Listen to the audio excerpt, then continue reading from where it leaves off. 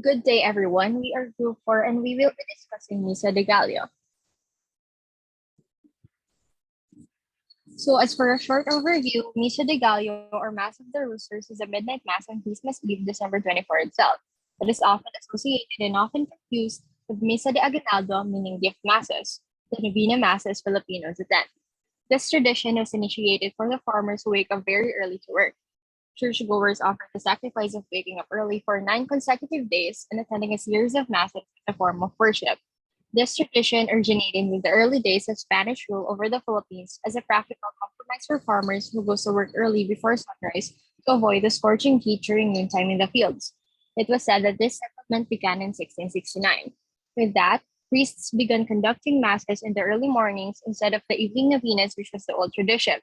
We will now be discussing the SWOT analysis of this practice, which is the strengths, weaknesses, opportunities, and threats. First off is the strengths. So, for the strengths of the Misa de Gallo, it serves as a spiritual prelude to Christmas and the celebration of Jesus Christ's birth. It also unites the family so that everyone can pray and bond, and it shares the story of Christ with all attending believers and non-believers. It also promotes inclusiveness and closeness in the family by attending Mass, and it strengthens the faithful's dependence on God. For the next slide, we will be looking at some of the weaknesses of Misa de Gallo. First, people are waiting for Christmas to arrive in order to celebrate with their own families, so they aren't really focusing their attention on the Mass. Second, people are only attending Mass merely to claim attendance. Third, people only join to make their Christmas wishes come true. Fourth, some people attend Mass without understanding the message of God. And lastly, Misa de Gallo can be hours before the actual Christmas Eve, so it discourages some people from attending since they would prefer to prepare for Noche Buena instead. The opportunities for Misa de Gallo are it increases people's faith in the Lord. It allows people to spend time with the Lord. It may help them to better appreciate Christmas period. Its popularity and tradition may entice people to attend and hear the word of God. Also, it allows people to strengthen their spirituality as they accept spirituality sustenance from the Lord. And lastly, it is an opportunity for people to reflect on the real meaning of being a Christian.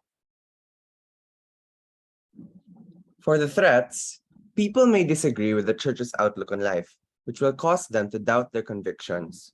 People may see it as only a holiday tradition and not understand the true meaning of the Mass. Roman Catholics who force others to attend Mass and accept their religious faith can be dubbed proselytizers. And lastly, this season has a tendency to be treated as something traditional rather than reflective. To wrap up our presentation, Misa de Gallo is a reminder to Christians of the main tenet of Christianity, which is Jesus. Misa de Gallo is an opportunity for us to remember the reason why Jesus is needed to be sent to the world. Furthermore, this season is a reminder for the Christian faith. Although sometimes people treat this season as something traditional, let Thanksgiving, the message of this season, penetrate our hearts. To encapsulate our discussion, one word can describe Misa de Gallo, and that is the word Thanksgiving. First, Thanksgiving, since this is all about the birth of Jesus, the core of Christianity. And second, another value that Misa de Gallo has instilled to each and every one of us is the value of family. Since it is through Misa de Gallo where families go together to church, this season where families have an opportunity to talk, opportunity to go together as one, and most especially the timing of Misa de Gallo is very much perfect since it falls under the last month of the year. It is a perfect time for us to reflect and to look back and to thank God of what happened throughout the year and look forward for the greater things that God will be setting for us for the next years to come. So this discussion through exposing to the different strengths, the different opportunities, and most especially being exposed to the weaknesses and the threats, we hope that this discussion we will be able to mitigate and to